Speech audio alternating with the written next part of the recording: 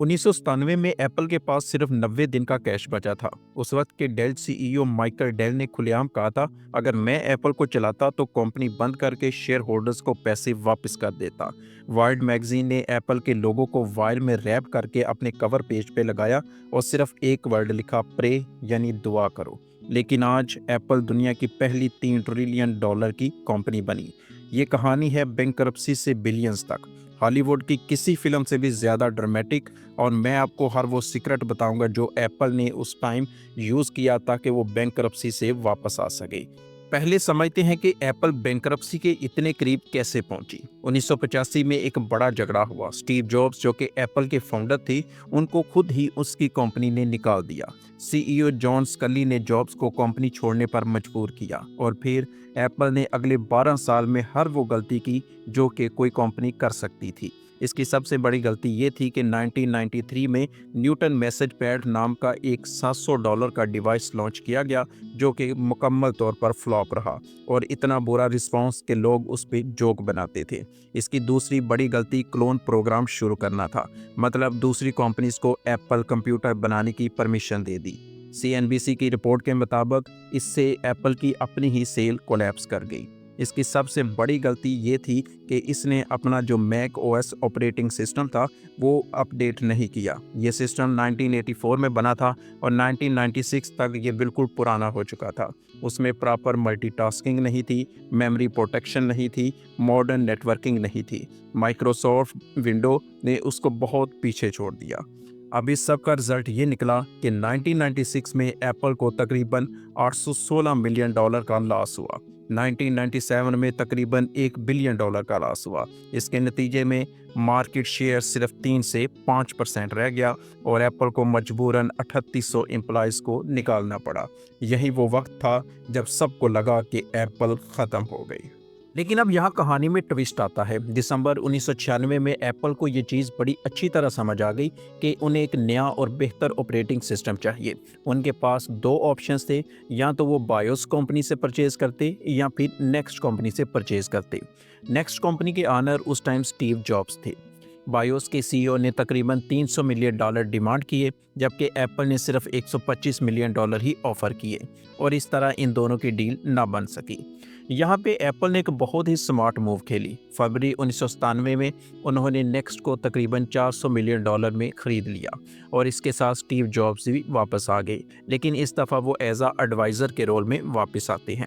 यहाँ पे इंटरेस्टिंग बात यह है कि स्टार्ट में जॉब्स जो है वो सीईओ नहीं बनना चाहते थे, क्योंकि वो भी बिलीव करते थे कि एप्पल अब डूबने वाली है।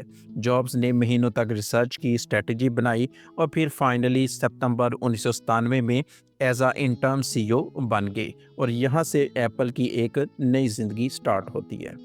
इंटर्न सीईओ बनने के बाद स्टीव जॉब्स का मेन पर्पस कंपनी को बैंकरप्सी से बचाना था, जिसके लिए उसने मुख्तलिफ डिसीजंस लिए। सबसे मेन डिसीजन ये था कि प्रोडक्ट लाइन को 70% तक कट कर दिया गया। स्टीव जॉब्स का मानना था कि एप्पल दर्जनों के हिसाब से कंफ्यूजिंग प्रोडक्ट्स बना रहा है। जॉब्स ने ये सब कट करके सिर्फ 4 प्रोडक्ट पर फोकस किया: desktop for professionals, laptop for professionals, desktop for consumers और लैपटॉप फॉर कंज्यूमर्स। सेकेंड उसका डिसीजन ये था कि अगस्त 1997 में जॉब्स माइक्रोसॉफ्ट को एप्पल में $150 मिलियन इन्वेस्ट करने पर राज़ी करता है। ये डील क्यों ज़रूरी थी? क्योंकि इसके बाद एप्पल को फ़ौरन कैश मिल गया। उसके बाद माइक्रोसॉफ्ट ने प्रॉमिस किया कि वो एप्पल के मैक के लिए ऑफिस बनाता रहेगा और इसके बाद एप्पल ने भी अपना कॉपीराइट लॉ सूट वापस ले लिया। स्टीव जॉब का तीसरा मेन डिसीजन ये था कि उसने 1997 में दुनिया की सबसे आइकॉनिक एड कैंपेन लॉन्च की, जिसका नाम था थिंक डिफरेंट। इस कैंपेन ने एप्पल को एक रेबल ब्रांड के तौर पर पोजीशन किया। ये सिर्फ एड नहीं थी, ये एक फिलॉसफी थी जो कहती थी कि एप्पल इनोवेटर्स के लिए है और ड्रीमर्स के लिए है। पहले एप्पल में हर डिवीजन का अपना प्रॉफिट एंड लॉस स्टेटमेंट होता था, मतलब सब आपस में ही लड़ रहे थे सिर्फ रिसोर्सेज के लिए। जॉब्स ने सबको एक ही P&L के नीचे लाया। अब सबको मिलके पूरी कंपनी के लिए सोचना था, ना कि सिर्फ अपने डिवीजन के लिए। 1998 की iMac ने एप्पल को बैंकरप्सी से तो बचा लिया, लेकिन असली गेम चेंजर आया अक्टूबर 23, 2001 को, जब स्टीव ने iPod के लॉन्च का ऐलान किया। iPod का मतलब था 1000 सॉन्ग्स, 5 GB हार्ड ड्राइव, 10 घंटे की बैटरी लाइफ और कीमत सिर्फ 399। रिजल्ट ये निकला कि 2001 से 2005 में सेल्स तकरीबन 4 लाख से 40 मिलियन पर ईयर तक पहुंच गई। 2006 तक एप्पल ने मार्केट का तकरीबन 48% शेयर कैप्चर कर लिया। आईपॉड ने एप्पल को कंप्यूटर कंपनी से एक लाइफस्टाइल ब्रांड बना दिया। 9 जनवरी 2007 वो दिन था जब स्टीव जॉब्स ने आईफोन के बारे में अनाउंस किया। आईफोन में सब कुछ था, एक फ़ोन था, एक आईपॉड था, एक इंटरनेट कम्युनिकेटर था। मतलब कि सब कुछ एक टच स्क्रीन डिवाइस के अंदर था। इसकी इनिशियल प्राइस $599 रखी गई। लॉन्च इतना सक्सेसफुल था कि ग्लोबल डाटा के मुताबिक सिर्फ पहले ही हफ्ते में तकरीबन 2,70,000 यूनिट्स बिके। 2007 के एंड तक तकरीबन 1.9 मिलियन यूनिट्स बिके, जिसकी टोटल कीमत तकरीबन $630 मिलियन थी। टाइम मैगजीन ने आईफोन को invention of the year 2007 declare किया। ज़्यादा प्राइस की वजह से काफ़ी लोगों ने इस पे तनकीद भी की, जिसमें ब्लैकबेरी के सीईओ और माइक्रोसॉफ्ट के सीईओ भी शामिल थे।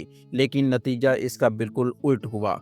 आज तकरीबन पूरी दुनिया में 140 करोड़ लोग जो हैं वो आईफोन यूज़ करते हैं, और आज भी एप्पल के रेवेन्यू का तकरीबन 50% जो है वो आईफोन की सेल से ही आता है। दोस्तों, 30 जून 2023 वो तारीखी दिन था जब एप्पल की मार्केट वैल्यू तकरीबन $3 ट्रिलियन से क्रॉस कर गई। ये दुनिया की पहली ऐसी कंपनी थी जो ये माइलस्टोन अचीव कर सकी। ये नंबर इतना बड़ा है कि दुनिया के ज़्यादातर मुल्कों की जीडीपी इससे कम है।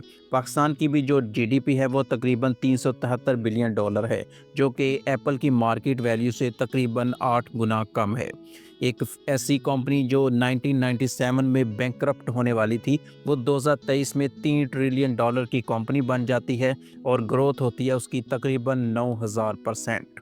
तो दोस्तों, एप्पल की ये कहानी हमें सबक देती है कि हमें क्वालिटी पे फोकस करना चाहिए, ना कि क्वांटिटी पे। जिस तरह स्टीव जॉब्स ने 70% प्रोडक्ट्स को कट करके सिर्फ 4 प्रोडक्ट्स पर ही फोकस किया। उसने इनोवेशन को कभी भी कंपनी से ख़त्म नहीं होने दिया, बल्कि आईपॉड, आईफोन और आईपैड जैसे प्रोडक्ट्स लॉन्च करके गेम को चेंज कर दिया। उसके बाद हमेशा पार्टनरशिप पे फोकस किया, ईगो को दूर रखा, और अपने सबसे बड़े कॉम्पिटिटर माइक्रोसॉफ्ट से भी हाथ मिला के उससे भी इन्वेस्टमेंट हासिल की। अगर आपको ये स्टोरी इंस्पायरिंग लगी तो लाइक करो, शेयर करो और सब्सक्राइब करो, ताकि आप ऐसे और बिजनेस सीक्रेट सीख सको।